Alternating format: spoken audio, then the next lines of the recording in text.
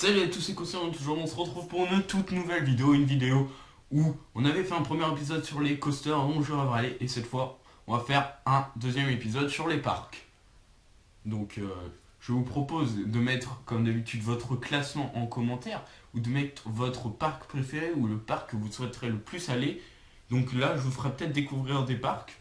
Bon, je pense pas trop parce que les parcs que je vais présenter sont peut-être assez basiques, mais voilà. Et je vous laisse tout de suite avec la vidéo. Donc en dixième position, nous avons... non, vous connaissez peut-être pas, c'est Phantasialand qui se situe au... en Allemagne. Donc c'est un parc qui contient surtout des coasters que j'aimerais bien rider, donc Taron. Après on a aussi Black Mamba. Et on a aussi plusieurs Dark Rides, enfin, je sais pas si on peut appeler ça en termes de Dark Ride, hein, des rides qui sont en tout cas très sympas dans ce parc, que je peux conseiller à beaucoup de personnes, parce que c'est vraiment un très bon parc qui propose non plus, à ce qui paraît, une bonne thématisation, qui est pas trop mal, bon ça vaut toujours pas celle des Disneyland, mais qui propose aussi de bonnes attractions. En neuvième position, on a Six Flags Magic Mountain. Alors si je l'ai choisi, c'est bien sûr pour les coasters, donc Goliath, Raiders Revenge, on a Superman, on a Green Lantern aussi, mais aussi quelques attractions familiales comme de Mongolia, des sortes de montgolfières, je sais pas si vous voyez, des carousels, on a bien sûr une sorte de Big Thunder Mountain, mais bon, avec moins la thématisation et juste le rail qui s'appelle Gold Rush. On a aussi, pour ceux qui ne connaissent pas du type des chaises volantes, voilà, donc là je pense que le terme chaise volante, tout le monde connaît, hein. Donc ce parc peut être vraiment bien dans l'ensemble, mais si je vais, ça sera plus au niveau des coasters pour Green Lantern, Superman, Batman, The Riders Revenge, Goliath.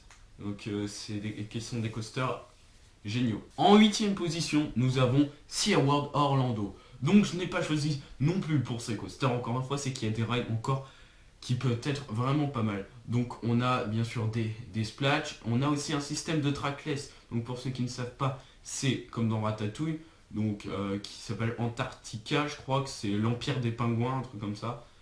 Ou tout simplement vous devez aller avec des pingouins dans des sortes de grottes avec des cristaux qui sont géniaux. Enfin les décors sont vraiment bien réussis. Un parc qui peut sembler comme ça, bon c'est World connu plus pour ses coasters peut-être, mais non, après c'est sûr que dans les coasters on a Manta, Marco, après on a aussi Kraken, de très bons coasters, Manta qui était le troisième dans le top des coasters que je rêverais, tout simplement parce que c'est un flying, donc voilà, les rêves sont là.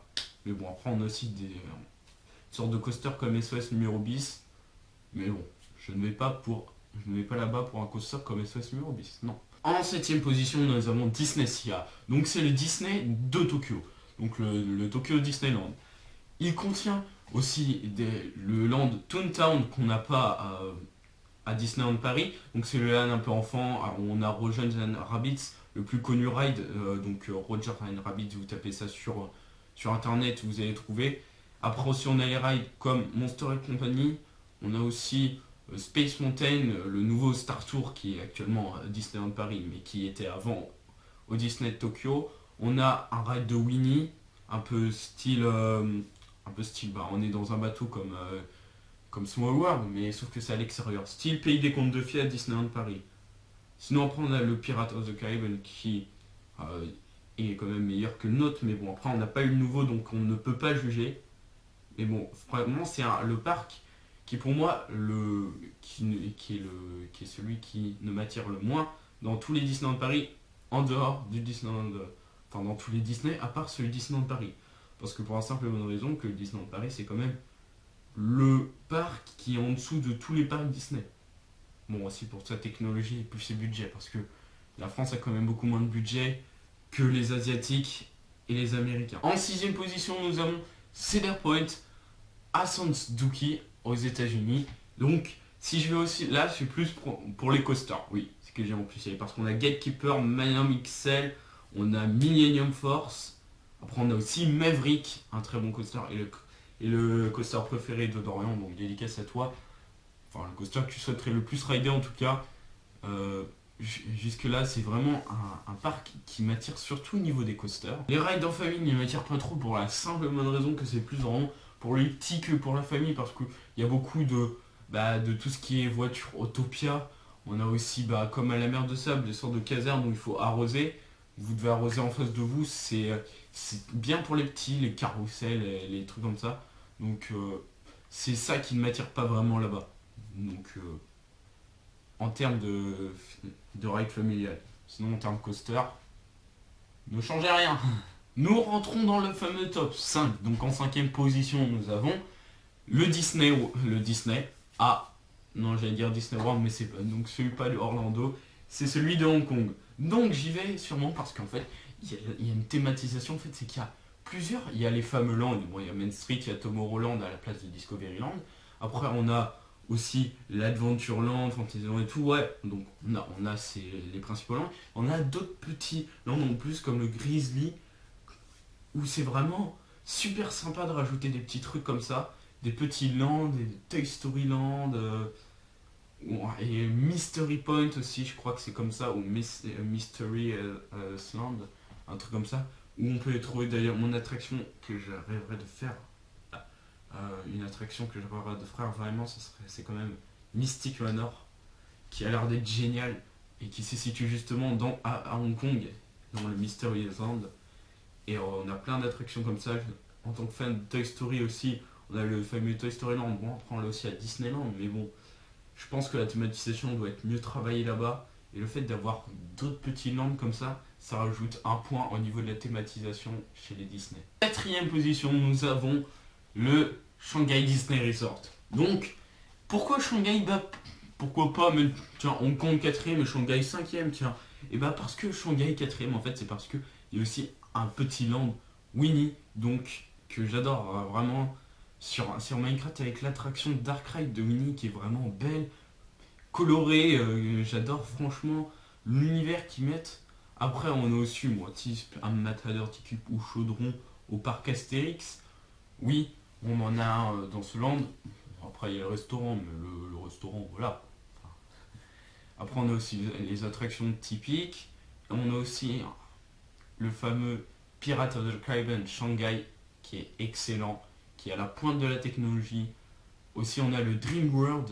C'est un land un peu comme Fantasyland, où on a une sorte de labyrinthe d'Alice, sauf que c'est Alice Wonderland, donc le film qui était fait, donc Alice au pays des merveilles et Alice de l'autre côté du miroir. Donc en version film, en version du film récent. Et c'est ça que je trouve vraiment génial, qu'ils aient fait un reproduit comme ça, un labyrinthe, avec différentes scènes, et qui est beaucoup plus grand que celui qu'on a à Disneyland Paris. Après aussi, il y a quelque chose de très bien qui est dans le château, qui nous raconte un peu, qui est un peu interactif, avec une histoire et tout, avec des écrans. Regardez ça, c'est juste génial. Regardez les Ride du Shanghai, vraiment pas mal. Nous rentrons dans le top 3. En troisième position, nous avons le Disney California Adventure, donc le Disneyland en Californie. Donc pourquoi est-il mieux que les autres encore? Pour sa thématisation, par exemple, Small World n'est plus peint en coloré, mais en blanc avec un peu de bleu comme ça, façon hiver qui est vraiment beaucoup plus joli. Niveau attraction, on a le Haunted Mansion qui est meilleur là-bas, enfin que je trouve beaucoup plus sympa à reconnaître. Nous avons un bon Pirates of the Caribbean aussi. Après, qu'est-ce qu'on a aussi? On a Monsieur Todd All Hills, qui est une attraction qui aurait pu être au Disneyland Paris, mais qu'ils ont à la place de cette attraction-là, qui normalement est typique de Disney, de Walt Disney, qu'il a créé lui-même. Ils ont décidé d'en faire un restaurant. Donc le restaurant, c'est toujours Todd Hall, donc c'est là où on ne mange pas de cuisses de grenouille. Donc c'est le restaurant avec une petite grenouille dans Fantasyland. Voilà, c'était le petit secret comme ça, à savoir, bien sympa. Après, sinon, aussi nous avons les rails un peu comme Toontown, mais en autre version, c'est-à-dire la maison de Mickey, le bateau de Donald, des trucs comme ça à visiter, vraiment sympa. Enfin, c'est bien sympathique ces trucs-là, et je trouve ça vraiment super.